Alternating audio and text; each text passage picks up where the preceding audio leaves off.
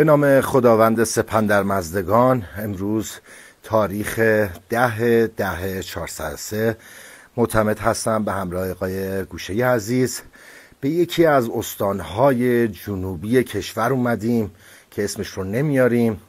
خدا رو شکر ما به یک اکتشاف باستانی خیلی بزرگ رسیدیم و به جامعه باستانشناسی ایران تبریک میگیم به خاطر این اکتشاف، چون واقعا تاریخ و تمدن ایران رو تکون خواهد داد و برای دوستانی که به هر حال اینجا رو به ما معرفی کردن حتما خوشایند خواهد بود و حتما براشون پرخیر و پربرکت خواهد بود.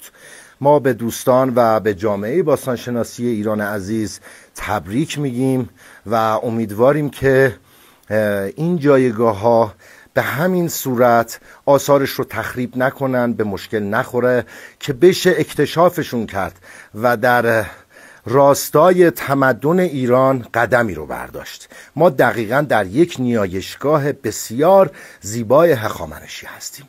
دوستتون دارم، به خدا میسپارمتون. بدرود.